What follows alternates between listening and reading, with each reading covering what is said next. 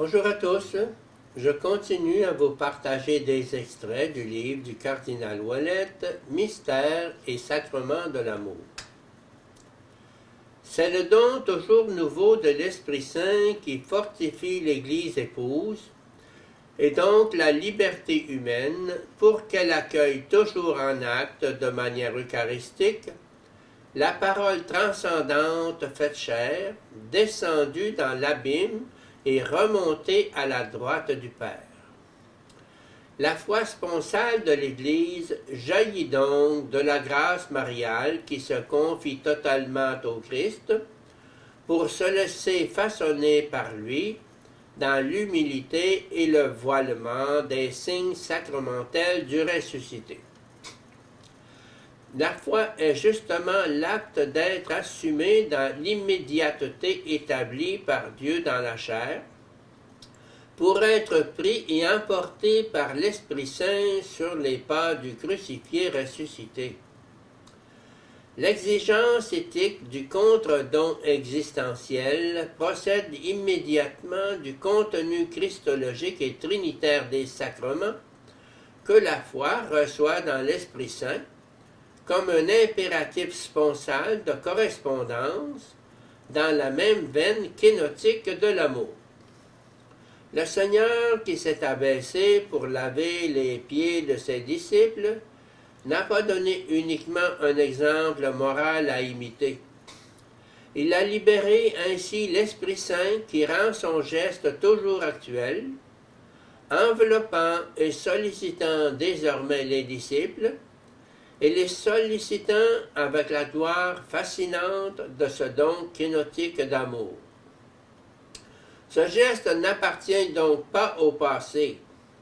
Il demeure vivant en chaque Eucharistie, grâce à la médiation universalisatrice de l'Esprit Saint, qui conserve le concret de la chair du Christ et de ses gestes, à l'intérieur des symboles de la célébration sacramentelle.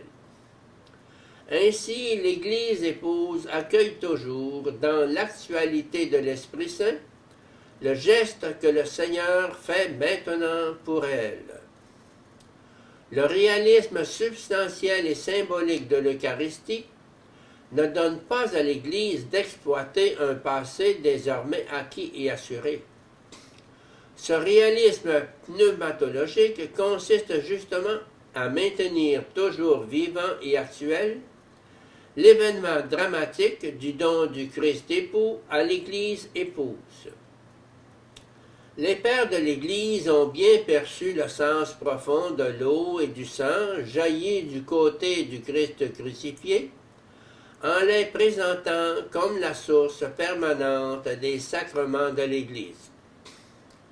Leur réflexion va jusqu'à voir dans les sacrements l'actualisation de l'événement eschatologique de la croix-résurrection au bénéfice de l'Église en pèlerinage dans le temps.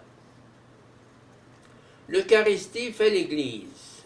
Les symboles sacramentels maintiennent la présence concrète du ressuscité dans l'Église à travers l'épiclèse, sur les espèces et sur la communauté.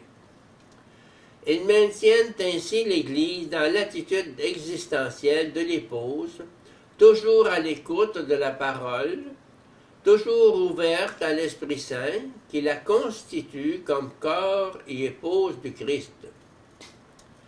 Dans cette perspective pneumatologique, nous percevons plus clairement comment les sacrements sont des actes du Christ époux pour l'Église et avec l'Église épouse.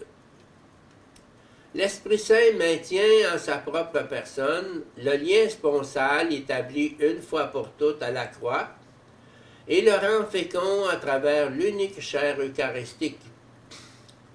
Cette union nuptiale signifie que l'événement de la parole du Christ et de son corps transpercé ne cesse jamais d'engendrer l'Église comme épouse de l'agneau immolé. En célébrant l'Eucharistie, l'Église demeure donc consciente d'être totalement redevable de soi-même à la fécondité de son époux.